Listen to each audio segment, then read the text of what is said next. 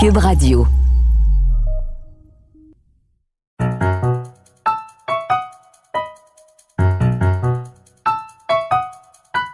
Ici Mathieu Bock-Côté et bienvenue aux Idées mènent le monde.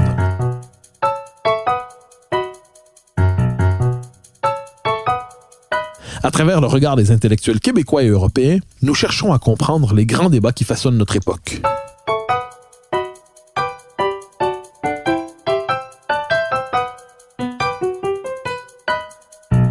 L'abolition du cours éthique et culture religieuse, implanté en 2008, récemment aboli donc par le gouvernement de François Legault, a suscité de nombreux débats dans la société québécoise. L'implantation la création du nouveau cours culture québécoise et citoyenneté a suscité tout autant de débats. À quoi réfèrent ces querelles? Quel est le fond intellectuel de ces polémiques nombreuses? Pour en parler, je reçois Guillaume Rousseau, professeur à la faculté de droit de l'Université de Sherbrooke, qui s'est penché sur ces nombreuses questions au fil des ans. Guillaume Rousseau, bonjour. Bonjour. Alors, question première, tout simplement. Le cours éthique et culture religieuse a suscité de nombreux débats. Le gouvernement a décidé de l'abolir finalement. Quelles étaient les raisons, selon vous, de l'abolition de ce cours par le gouvernement Legault? Donc, depuis son implantation, vous le rappeliez, en 2008, il y a eu beaucoup de contestations, beaucoup de critiques qui ont été adressées à ce cours, même que ça a été contesté jusqu'en Cour suprême. Donc, un des points principaux, c'est venu de parents. Et c'est beaucoup autour de ce qu'on appelle le droit des parents à une éducation conforme à leurs convictions, droit qui est lui-même lié à la liberté de conscience. Donc, c'est vraiment des parents qui s'opposent à ce que leur enfant suive un cours comme ça. Et là, dans certains cas, ça pouvait venir de parents plus religieux, dans d'autres cas, de parents plus libre-penseurs, athées ou laïcs militants. Et finalement, ça a échoué devant les tribunaux, mais essentiellement pour une question de preuve. C'est-à-dire qu'il y a des parents qui ont contesté, mais leur enfant n'avait pas encore suivi le cours, donc la preuve était faible. Mais en droit, il y a vraiment un problème eu égard à la liberté de conscience des parents, au droit des parents à une éducation conforme à leurs convictions, là, si on regarde les grands standards internationaux. Donc ça, c'est le volet peut-être un peu plus juridique, mais qui m'apparaît important. Puis ensuite, peut-être le volet plus politique, intellectuel. Il y a eu plusieurs critiques. Il y a eu le livre « La face cachée d'ECR ». Il y a eu des travaux, entre autres, par Nadia El-Mabrouk. J'en profite pour mentionner qu'elle sera justement conférencière au colloque de l'Institut de recherche sur le Québec du 20 novembre prochain, où elle nous parlera justement du cours ECR. Et ce qu'elle a fait ressortir, elle, dans ses travaux, c'est vraiment, entre autres, l'image stéréotypée de certaines religions qui est véhiculée par le cours ECR, par les manuels et, bon, évidemment, le classique, là, la femme musulmane est voilée, le juif porte une kippa et on valorisait cela. Il n'y avait pas de regard critique sur ce genre de pratique-là. Il n'y avait pas de discussion possible puisque, comme l'a dit un des penseurs du cours ECR, Georges Leroux, ce qu'on souhaitait apprendre aux enfants à travers ce cours-là, c'est un respect absolu pour toute position religieuse. Et on allait même jusqu'à dire du côté de M. Leroux là, que la fameuse décision de la Cour suprême dans l'affaire du kirpan, donc le fait qu'un enfant devrait avoir le droit, sous prétexte de religion, de porter une arme blanche à l'école, il fallait que ça devienne vraiment quelque chose au fondement du vivre ensemble, que tous les jeunes Québécois allaient apprendre et allaient se convertir à cette position politique-là. Et c'était un des objectifs du cours ECR, tel que dévoilé, et on est reconnaissant envers lui pour sa franchise, donc tel que révélé par Georges Leroux. Alors, mais comment expliquer? Parce que c'est depuis 2008, il y a eu de nombreuses critiques. Il y a le rapport Quérin en 2008 qui marque une critique de ce qu'on pourrait appeler l'endoctrinement multiculturaliste par ce cours. La querelle revient souvent. Les partis politiques sont d'abord assez rétifs à l'idée d'abolir ce cours. Même la CAQ, au début, s'oppose à l'abolition du cours ECR. Et pourtant, nous y sommes aujourd'hui. Comment expliquer cette abolition maintenant? Donc, vous avez raison de rappeler le rapport de Joël Quérin, donc 2009, encore là publié par l'Institut de recherche sur le Québec. Donc, c'est vraiment donc rapidement le cours est mise en œuvre, naît officiellement en 2008, le rapport Quérin 2009, donc rapidement, à la lumière des documents du ministère, à la lumière de différents documents, d'écrits des penseurs du cours ECR, Joël Quérin arrive à démontrer, je pense, de manière convaincante que c'est un cours d'endoctrinement multiculturaliste, donc vraiment, on est vraiment dans une logique d'inversion du devoir d'intégration, pour reprendre une expression qui vous est chère et qui m'apparaît très juste au sujet du multiculturalisme. Donc, c'est vraiment de dire, non pas les religions minoritaires dans leur pratique devraient peut-être s'adapter au Québec, à ses mœurs. Non, c'est vraiment le Québec qui doit s'adapter à ces religions minoritaires-là. Donc, vraiment une logique multiculturelle. Et donc, on le sait depuis 2009, mais ensuite, il y avait le contre-argument, c'était entre autres de dire, oui, mais bon, les documents du ministère, les manuels, c'est une chose, mais sur le terrain, les professeurs font un travail extraordinaire. Autrement dit, si on trahissait le programme du cours, c'est un bon cours. Ben c'est ça. À un moment donné, effectivement, quand on a pu en débattre plus largement de cet argument-là, c'est un petit peu ce qui est ressorti finalement. C'est de dire, ben ça n'a pas de sens de dire le cours peut être bon si tant est que le professeur, finalement, ne suit pas ce qui est censé suivre au niveau des programmes du ministère. Et donc, c'est un argument qui a été mené sur la place publique. Ensuite, il y a eu plusieurs autres travaux qui sont allés dans le sens du rapport Quérin. Je parlais du livre Face cachée de CR par, entre autres, M. Barry, de Daniel Barry. Donc, il y a eu d'autres études qui sont allées dans le même sens. Puis je pense qu'un autre moment crucial, c'est l'adoption de la loi sur la laïcité. À ce moment-là, l'opposition au niveau du Parti québécois est venue dire que si vous voulez aller de l'avant avec un cours de laïcité, c'est-à-dire avec une loi sur la laïcité, forcément, ça suppose de pas avoir un cours qui donne autant de place aux religions, qui valorise autant les religions que le cours ECR. Et donc, à partir de là, je pense que le gouvernement a accéléré sa réflexion. Et pas longtemps après, donc la loi sur la laïcité, c'est mi-2019, et je pense que dès le début de 2020, on lance les consultations sur une réforme qu'on comprend en profondeur du cours ECR, qui finalement, à l'issue des consultations, le gouvernement opte pour finalement une abolition et le remplacement du cours ECR. Alors, nous étions nombreux à dire que le cours éthique et culture religieuse était porteur en fait de l'idéologie multiculturaliste. Vous avez déjà écrit par ailleurs dans un article du Devoir, si je ne me trompe pas, au moment où cette querelle était très vive, qu'il y avait un lien effectivement avec le multiculturalisme canadien, comme idéologie, comme doctrine. Donc au-delà même de l'idéologie multiculturaliste en soi, il y avait un lien avec le multiculturalisme canadien en tant que tel. De quelle manière ce cours était-il un vecteur du multiculturalisme?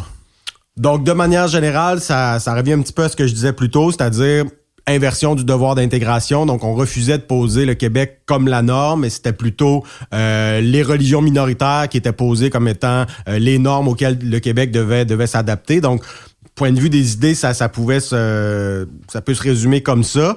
Juridiquement, l'argument, c'était de dire que, dans le fond, ceux qui prônaient le cours ECR disaient, si vous faites pas un cours comme ECR, donc si vous faites si vous maintenez ce qui existait avant, c'est-à-dire un choix entre un cours de religion catholique, un cours de morale, à ce moment-là, certains disaient c'est carrément inconstitutionnel, ça va contre la Charte canadienne. Et pourquoi qu'ils disaient ça, bien à ce moment-là, quand on fouillait un petit peu, on réalisait que il se basait finalement sur de la jurisprudence qui invoquait l'article 27 de la Charte canadienne sur le multiculturalisme. Donc, tout l'argument de dire le régime antérieur est absolument intenable, on doit aller vers le cours ECR parce que c'est un impératif de respect des droits fondamentaux. En fait, c'est un impératif de respect de l'article 27 de la Charte canadienne, donc du multiculturalisme.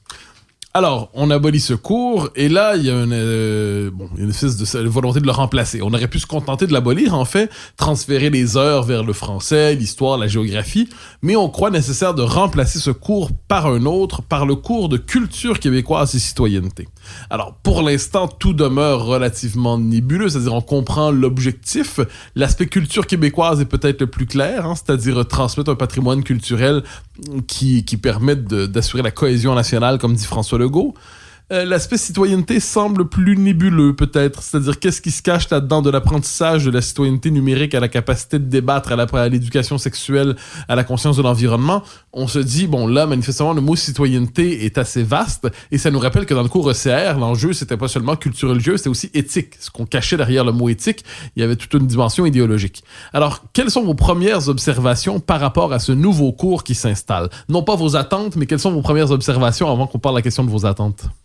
Oui, donc ce qu'on annonce, c'est 3 axes, alors que le cours ECR, c'était 2 axes essentiellement, donc la question de l'éthique et la question de culture religieuse. Donc ici, les 3 axes, c'est culture. On comprend que c'est la culture des sociétés, mais avec une prépondérance pour la culture québécoise. On parle ensuite de citoyenneté. Et le 3e axe, c'est dialogue et pensée critique, qui est finalement finalement le volet éthique du cours ECR qui était beaucoup moins controversé que le volet religieux, mais en même temps, c'est un volet éthique qui est appelé à évoluer. Parce qu'avant le volet éthique, puisque dans le cours, finalement, éthique était joint à culture religieuse, ben finalement, l'éthique supposait le fameux respect absolu pour toute position religieuse. Alors là, on a une éthique qui est peut-être beaucoup plus critique. Donc, d'où le fait de parler de dialogue et pensée critique. Donc, le volet éthique est repris, mais on sent une évolution sur ce point-là. Ensuite, concrètement, pour ce qu'on en sait, ben le volet culturel, j'ai l'impression que ça va être beaucoup autour des arts et des lettres, parce que le volet histoire est déjà prévu dans l'univers social, donc c'est déjà couvert ailleurs dans le curriculum. Donc, j'ai l'impression qu'on va être beaucoup autour des arts et des lettres. Alors ça, je pense que c'est très, très intéressant. Et ensuite, le volet citoyenneté, et c'est là, effectivement, où peut-être qu'on embrasse très large. On parle beaucoup des institutions politiques et juridiques. Je pense que là, on est peut-être au cœur de la citoyenneté, mais effectivement, on élargit. Donc, on parle d'éducation sexuelle, on parle de lutte à l'homophobie, de lutte au racisme et tout. Donc là, on élargit. Ça m'apparaît toujours lié à citoyenneté au sens large. Et là, il faudra voir si, et certains le disent, c'est peut-être un petit peu trop large. Bon, en même temps, il faut pas oublier que on parle d'un cours qui se déroule sur une dizaine d'années, c'est-à-dire tous les années du primaire et du secondaire, sauf une. Alors, il y a peut-être pas beaucoup d'heures par semaine, mais il y a tellement d'années qu'il y a peut-être la place pour tout ça, finalement, en respectant les stades de développement des enfants, pour aborder différents thèmes de différentes manières à différents moments. Je pense qu'on s'enligne quand même vers quelque chose d'intéressant. Alors, on a souvent dit de CR, et vous verrez, c'est le lien qui me conduit à la question suivante, on a souvent dit de CR que c'est un cours qui cherchait à fabriquer un nouveau peuple, c'est-à-dire un cours de rééducation, à défaut de convaincre les adultes de la vertu du régime diversitaire, du multiculturalisme comme idéologie, eh bien, on allait finalement implanter cette idéologie dans l'esprit des jeunes générations. On parlait d'endoctrinement pour cela. Est-ce qu'on peut dire, de ce point de vue, que ECR, c'était un cours qui s'inscrivait dans une logique de rééducation, alors que le cours de culture québécoise, tel qu'annoncé pour l'instant, à tout le moins, s'inscrit plutôt dans une logique de transmission, c'est-à-dire de transmission d'un patrimoine culturel, transmission d'un patrimoine de civilisation, et non pas de rééducation, c'est-à-dire passer par les enfants parce qu'on n'est pas capable de convaincre les adultes. Est-ce qu'on se retrouve de ce point de vue dans une espèce de deux philosophies pédagogiques qui sont finalement conflictuelles, ouvertement contradictoires? Je pense que oui, je pense qu'il y a du vrai dans ce que vous dites. Et le meilleur exemple de ça, c'est le rapport Bouchard-Taylor, où on nous disait finalement, ben là, il y a une réticence face aux accommodements religieux, mais évidemment, tout ça est causé par des médias, par des gens qui comprennent pas bien ce qu'il y en est. Hein. C'est un regard très méprisant pour la population. Et dans le rapport de Bouchard-Taylor, on nous disait, ah ben là, il faut faire une promotion vigoureuse du programme ECR. C'était une des recommandations du rapport. Donc, on était vraiment dans cette philosophie-là. Alors qu'effectivement, à partir du moment où on cesse de dire qu'il faut imposer à la population une certaine façon de voir les religions, mais qu'au contraire, on parle plutôt d'avoir une pensée critique qui correspond davantage, je pense, à la pensée généralement répandue au Québec, où on a un regard critique à l'égard des religions, et c'est très sain. Donc, effectivement, je pense qu'on peut y voir un passage d'une volonté de réingénierie, de rééducation, à quelque chose qui est plus proche de la transmission culturelle, et peut-être aussi que c'est un passage du multiculturalisme ou de l'interculturalisme, qui est très proche du multiculturalisme, à quelque chose qui ressemble davantage à la convergence culturelle. Alors, vous me conduisez au point que je voulais aborder avec vous. Vous êtes un des promoteurs et un des théoriciens tout à la fois. Je pense que le terme s'impose puisque vous avez cherché à passer d'un concept à un concept très politique à une conceptualisation juridique et programmatique de ce que voudrait dire la convergence culturelle. Vous êtes un promoteur du concept de convergence culturelle. Avant d'en arriver au lien entre le cours de culture québécoise et la convergence culturelle, j'aimerais vous entendre votre définition de ce que vous entendez par convergence culturelle. Donc, d'un côté, il y a l'intermulticulturalisme, de l'autre, la convergence culturelle. Quelles sont les différences de fond entre ces modèles et surtout, qu'est-ce qui caractérise le modèle d'intégration que vous proposez? Donc, la convergence culturelle, c'est un concept qui apparaît entre autres dans la politique de développement culturel de 1978, donc du gouvernement du Québec. Politique de développement culturel développée par Camille Lorrain, Fernand Dumont, Guy Rocher, qui fait suite à l'adoption de la Charte de la langue française, donc de la loi 101 en 77. Et le lien est important parce qu'en 77, on arrive avec le concept de langue commune, de dire au Québec, évidemment qu'il y a plein de langues, mais il y a une langue commune que tout le monde doit connaître et qui sert de communication entre différents groupes linguistiques, c'est le français. Et ensuite, l'année suivante, on dit puisque le français, c'est pas seulement une chaîne de mots, c'est pas seulement un outil de communication, mais c'est aussi un véhicule culturel, puisque on a maintenant une langue commune qui est reconnue comme telle, il faut avoir une culture commune.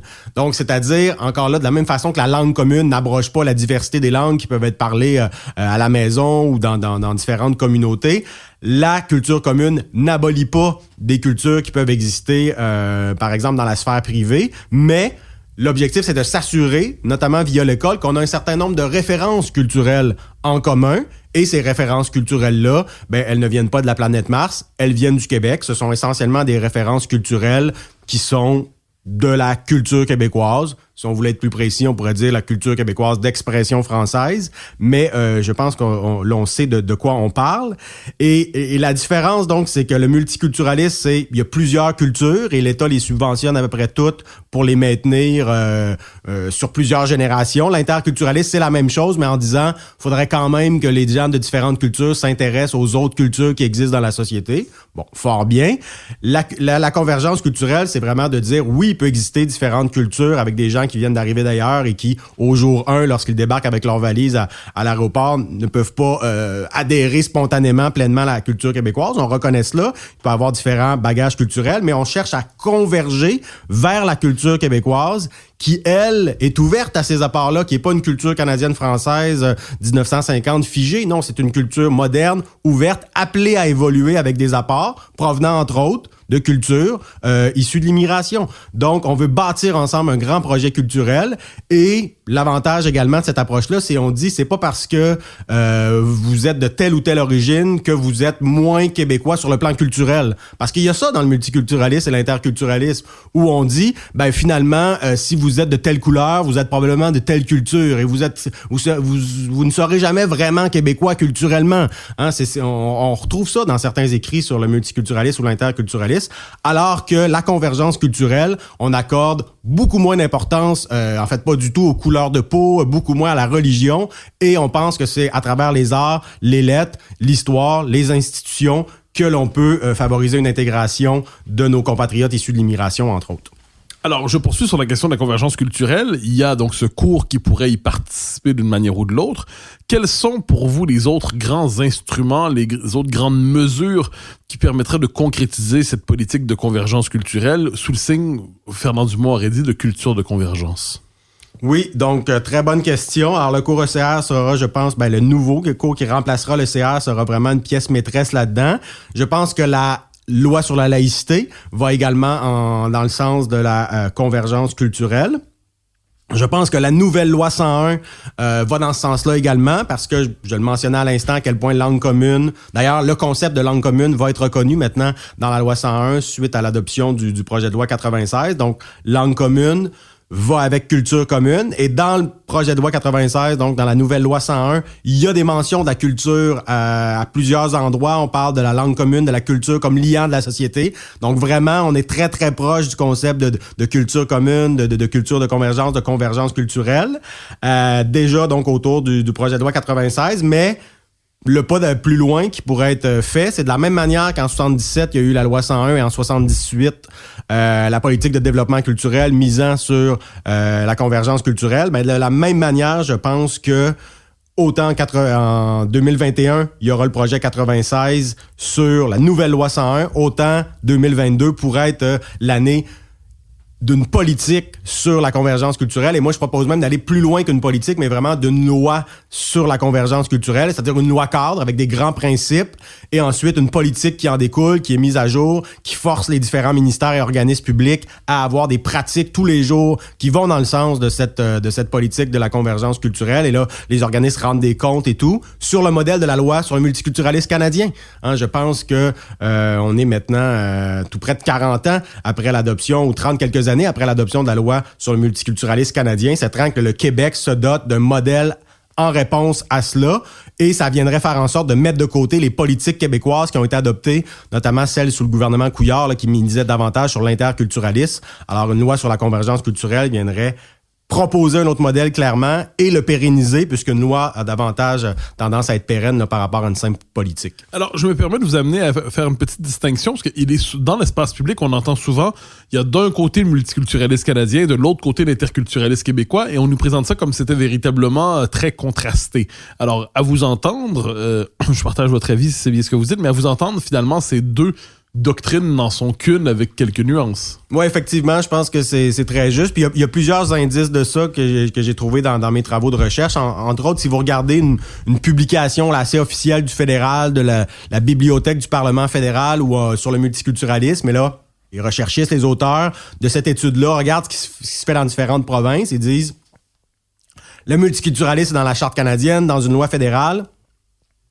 Et chaque province a sa loi sur le multiculturalisme, ou presque toutes les provinces ont une loi sur le multiculturalisme, dont le Québec. Seulement au Québec, on appelle ça l'interculturalisme. Donc, c'est vraiment présenté comme tel par une publication fédérale officielle, ce qui en dit long.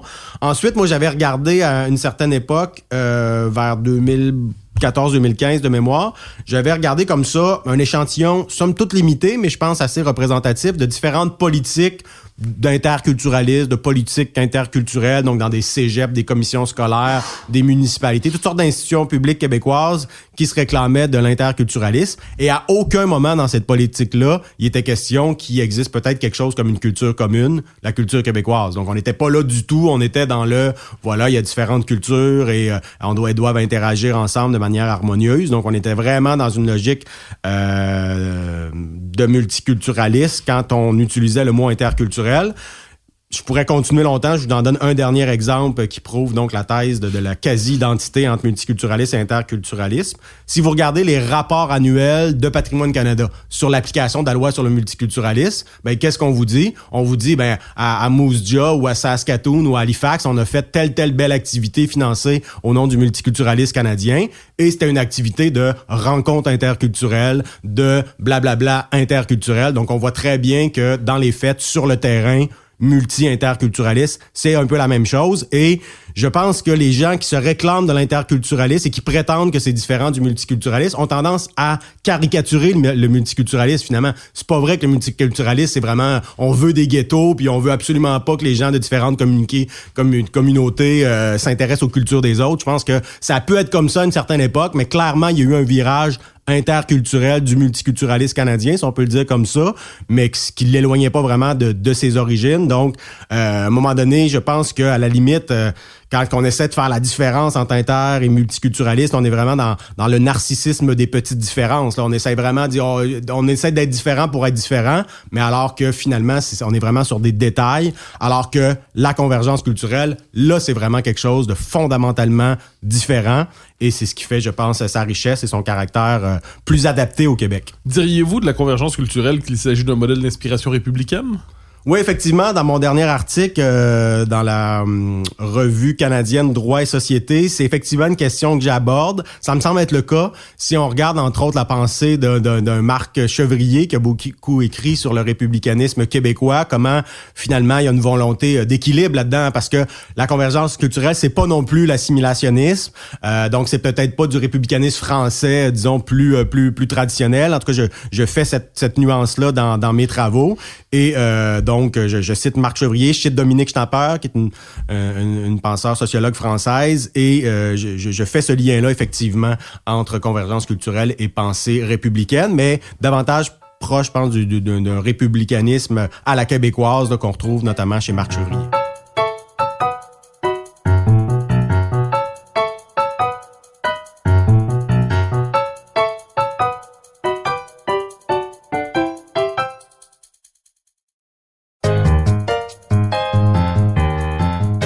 Basculons vers l'aspect citoyenneté du nouveau cours qui s'annonce. Alors, on a eu des débats depuis à peu près 1 an et demi, 2 ans. Il y a l'émergence du phénomène woke dans nos sociétés, l'idéologie woke qui se présente pour plusieurs comme une forme de nouveau fanatisme, c'est-à-dire qui théorise la nécessaire fin du débat, qui théorise le nécessaire bannissement du contradicteur, qui théorise la nécessaire expulsion civique, ou à tout le moins l'invisibilisation, comme on dit, des paroles qui sont jugées conservatrices ou réactionnaires, entre guillemets. Donc, le phénomène woke s'est imposé à la manière d'une volonté d'interdire le débat, d'empêcher le débat. C'est un thème qui est assez récurrent, qui suscite une grande inquiétude, même chez les gens qui se veulent très à gauche et qui sont étonnés d'être débordés sur leur propre gauche par ce fanatisme nouveau. Est-ce qu'on peut espérer, croire que le volet citoyenneté du nouveau cours, au-delà de toutes les thématiques à la mode qui vont du développement durable et ainsi de suite, tous les sujets qui passionnent ces jours-ci, est-ce qu'on peut espérer y voir un cours d'éducation civique au sens premier du terme, c'est-à-dire éduquer à la conscience de la délibération, éduquer à l'art de la conversation civique, éduquer au sens du débat? Est-ce qu'on peut espérer qu'un tel cours soit capable de relayer de telles compétences civiques sans lesquelles, finalement, le débat démocratique est condamné à s'épuiser et même à s'effondrer? Oui, tout à fait, très bonne question. Ça me permet peut-être en même temps de répondre à votre question, de répondre plus amplement à la précédente. Effectivement, je pense que pour débattre, ça prend un certain nombre de choses en commun. On pourrait difficilement débattre avec un extraterrestre. Alors, je pense que pour débattre dans une société démocratique, ça prend une langue commune, déjà, pour se comprendre. Avec la langue commune vient la culture commune, avec des références communes.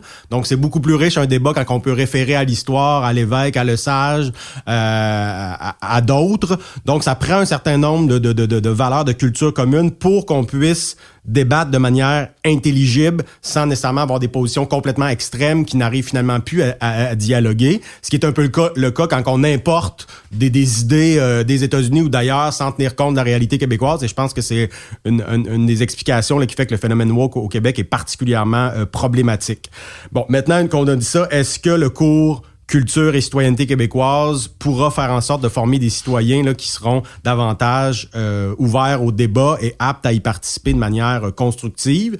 Je pense que oui. D'ailleurs, le ministre de l'Éducation, M. Roberge, l'a mentionné dans sa conférence de presse. Ça a été un petit peu son mot d'ouverture. Et ce qui était drôle, c'est que sa conférence était diffusée sur sa page Facebook et il y avait beaucoup de gens qui, sur sa page Facebook, critiquaient le cours de manière très, très radicale et discourtoise, impolie. Alors, paradoxalement, il donnait raison au ministre qui était en train de dire peut-être qu'on devrait avoir un cours pour favoriser un débat respectueux. Alors, ces gens-là qui le critiquaient, paradoxalement, lui donnaient raison.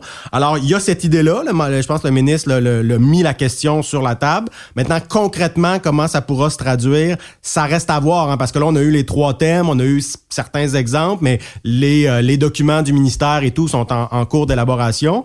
Moi, personnellement, j'ai participé à un numéro spécial de la revue Argument où différents auteurs répondaient, je pense, à cette question-là. Puis, je pense qu'il y a différents éléments de réflexion qui, je l'espère, inspireront le ministère. De mon côté, j'avais un article plus sur le volet éducation juridique. Et un des points que je soulevais, c'est que en droit, il y a très, très souvent 2 côtés de la médaille.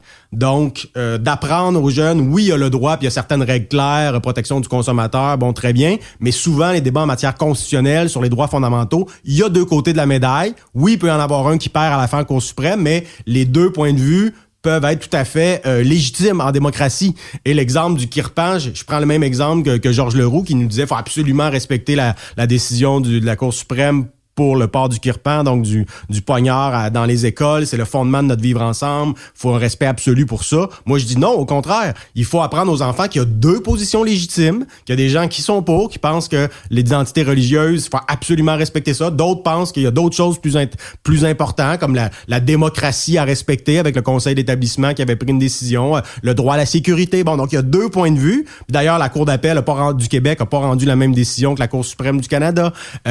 Puis si demain matin, le Parlement québécois décide d'interdire les armes blanches, y compris le kirpan, il peut le faire. On appelle ça la disposition de souveraineté parlementaire, autrefois appelée clause dérogatoire. Donc, c'est un débat pour lequel il y a 2 points de vue légitimes. Et à mon sens, je voudrais pas un cours qui soit l'exact opposé de CR, dans le sens où ECR vous disait comment penser, vous deviez être favorable aux accommodements religieux. Il s'agit pas de créer un cours qui va en sorte que vous serez contre les accommodements religieux. Il s'agit de faire un cours où vous pourrez comprendre les 2 points de vue, puis comprendre qu'en démocratie, peut-être qu'il y a quelqu'un qui a un autre point de vue que le vôtre, mais c'est quand même votre concitoyen et vous serez appelé à vivre dans une société où vous serez appelé à débattre avec des personnes qui ont des points de vue contraires aux vôtres. Et l'idée, c'est de le faire rationnellement dans le respect. Alors, depuis le début de cet entretien, nous parlons de la société québécoise, des débats de la société québécoise, des choix de la société québécoise, mais nous n'oublierons toutefois pas que la société québécoise, le peuple québécois, est encore pris pour un temps, hélas, dans le cadre canadien. Dans quelle mesure la politique de convergence culturelle que vous proposez peut-elle s'établir dans le cadre du régime canadien? Et est-ce qu'une politique de convergence culturelle, ou plus exactement, je préfère la formule de Fernand Dumont, de culture de convergence, est-ce qu'une telle politique est condamnée finalement à se faire mutiler par le régime canadien dès qu'on déciderait de la mettre en place d'une manière ou de l'autre? Ou est-ce qu'on peut en tailler une qui cadrerait dans le cadre limité de la souveraineté provinciale, toujours par ailleurs ramenée à la plus petite part par les tribunaux canadiens, par la Cour suprême, par la Charte canadienne des droits, qui a tendance à finalement neutraliser la logique de l'autonomie provinciale? Comment la politique que vous proposez est-elle, je dirais, compatible avec la situation politique présente du Québec, tout en sachant qu'elle n'est pas éternelle? Oui, très bonne question. Donc, la réponse, ce serait de dire, si on entend par politique de convergence culturelle au sens peut-être plus strict, ça pourrait se faire dans le cadre canadien. Si on parle de politique de convergence culturelle au sens large, avec beaucoup plus d'implications, là, effectivement... Et beaucoup plus d'effets. Là, ça pourrait rencontrer ses limites. Donc, je vous présente les deux hypothèses. Donc, quand on parle d'une politique de convergence culturelle au sens strict, je vois ça de la manière suivante. Donc, vous avez une loi qui fixe un certain nombre de principes. L'intégration, c'est la participation des institutions communes fondées sur une langue commune avec dans le but de partager des valeurs communes, etc. Vous avez un certain nombre de principes. De là découle une politique et donc qui précise un petit peu ce qu'il faut faire et ce que les fonctionnaires devraient faire. Un peu comme, par exemple, la loi sur le développement durable, qui a des grands principes, ensuite en découle une stratégie. Et là, ça s'adresse essentiellement aux différents organismes publics, essentiellement aux fonctionnaires. Et ça a un effet forcément sur les citoyens, mais c'est pas nécessairement une loi qu'on peut plaider devant les tribunaux, qui peut imposer des amendes ou qui vient limiter. Donc, on reste dans du bureaucratique et ce serait pas évident que on puisse dire, telle politique de tel organisme qui fait en vertu de la loi sur la convergence culturelle porte atteinte à tel droit de mon client en vertu des chartes. C'est difficile puisque vous savez, une loi, c'est deux choses, hein. Ça peut être un outil pour gérer des droits individuels, c'est la vision un petit peu plus anglo-saxonne d'une loi, mais une loi, c'est aussi une expression de la volonté générale, qui est peut-être plus la conception française rousseauiste de la loi. Et quand on parle d'une loi sur la convergence culturelle, on est peut-être plus sur le deuxième volet, donc on est peut-être plus sur une loi expression de la volonté générale. Finalement, la loi sur le multiculturalisme canadien, je pense pas que personne vous l'a jamais servi et que ça vous a rien jamais enlevé dans votre vie, donc c'est plus comme le message que ça envoie à la société qui peut avoir des effets concrets par la suite, mais c'est davantage peut-être au niveau des effets symboliques. Alors, ce serait la même chose pour une loi sur la convergence culturelle. Donc, c'est difficile de dire, ce serait vraiment difficile de trouver un argument pour la contester constitutionnellement. Maintenant, si on entend par politique de convergence culturelle quelque chose de plus large, donc, par exemple, la loi sur la laïcité pourrait s'inscrire dans une politique de convergence culturelle au sens large, une grande orientation gouvernementale de convergence culturelle qui traverserait tous les ministères et qui inspirerait l'adoption des lois.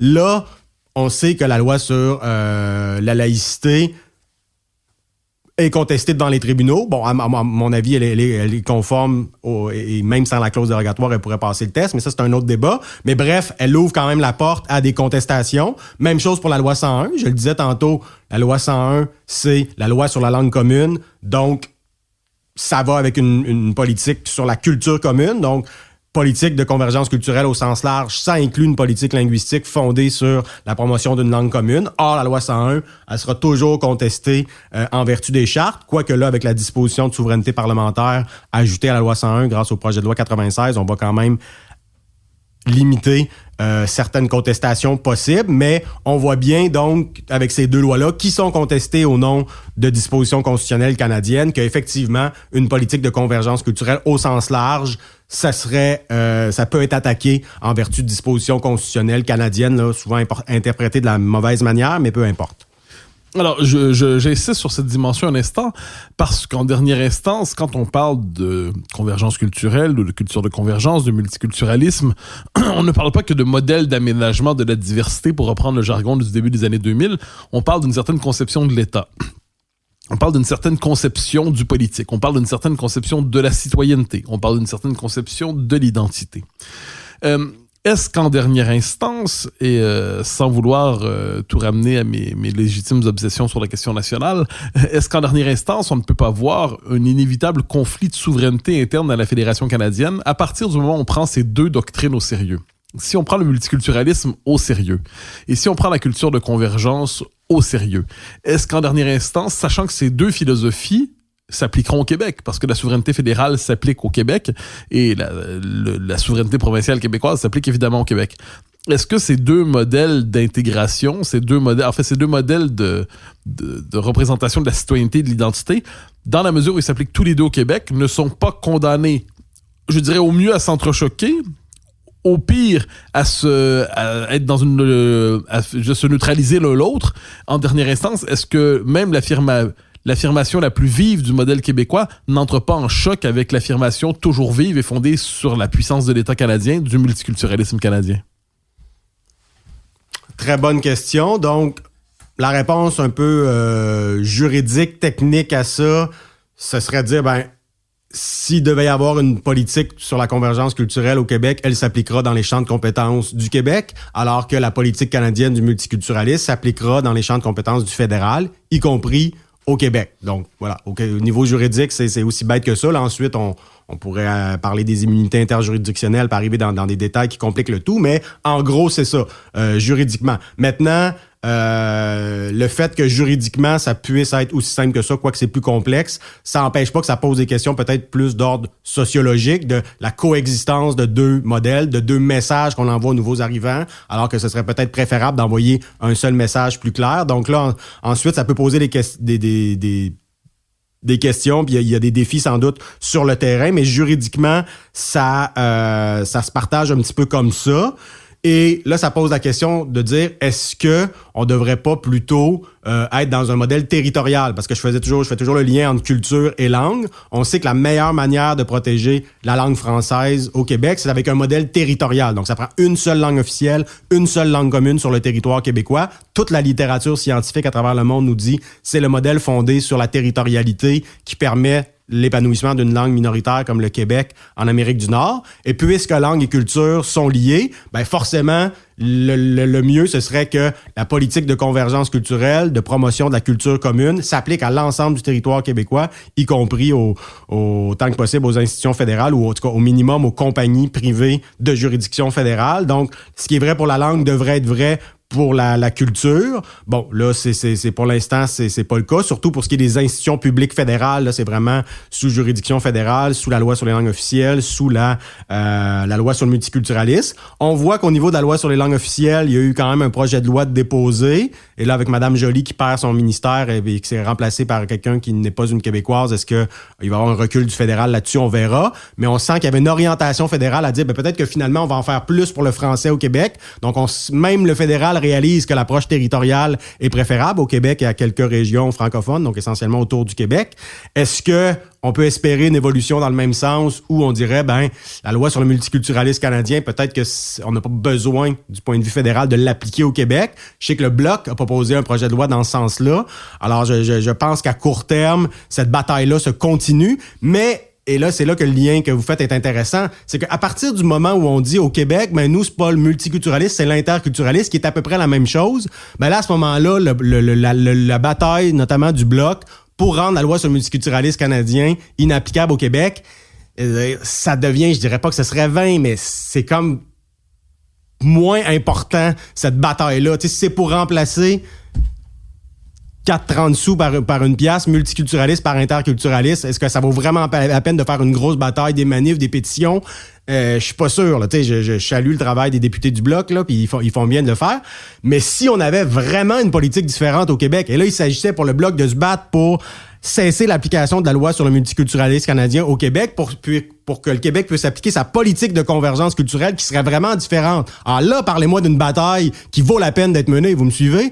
Alors la question que vous posez, elle est tout à fait pertinente parce qu'elle nous rappelle à quel point On a des compétences québécoises et il faut les exercer conformément à nos intérêts nationaux, avoir des politiques vraiment différentes de celles du fédéral. Puis après ça, la bataille pour plus d'autonomie, plus de liberté, voire la souveraineté devenait pertinente. Mais à partir du moment où nous-mêmes, dans nos propres champs de compétences, on se fait finalement, on fait des lois, des politiques qui sont les petites jumelles difformes de celles du fédéral, à ce moment-là, se battre pour plus de liberté, plus de souveraineté, ça devient drôlement symbolique. Et c'est là où on perd les Québécois, je pense, quand dans un combat souverainiste complètement déconnecté des questions d'identité, des questions de culture. Je pense qu'il faut faire cette bataille-là pour avoir des politiques réellement différentes au Québec, conformes à nos intérêts nationaux. Et là, si des obstacles fédéraux se dressent devant nous, il y aura des combats à faire pour la liberté du Québec. Mais c'est d'abord en ayant des politiques nationales et nationalistes dans nos champs de compétences qu'on peut ensuite penser que ça nous mènera à un nouvel épisode dans la bataille pour la liberté du Québec. Il nous reste le temps d'une dernière question. Retour au cours sur la culture québécoise. On dit que ce sera un cours centré sur les arts et les lettres probablement, sur les grands auteurs, les grandes œuvres. Si on devait y retrouver une œuvre plus que les autres, une figure culturelle plus que les autres, qui vous plaît particulièrement, qui est chère à votre cœur, quelle figure y retrouverait-on? J'allais dire, parce qu'on parlait de culture de convergence à l'instant, j'allais dire s'il pouvait avoir une place pour Fernand Dumont. Je comprends que c'est un sociologue, mais aussi philosophe et aussi grand penseur de la religion au Québec. Donc, vous aviez peut-être plus en tête un artiste, mais spontanément, je pense à Fernand Dumont, qui d'une manière ou de l'autre devrait avoir une place dans ce cours. Fernand Dumont qui nous invitait à cultiver nos raisons communes d'ailleurs. Guillaume Rousseau, c'est un grand plaisir de vous recevoir aux Idées mènent le monde. Merci. Merci à vous.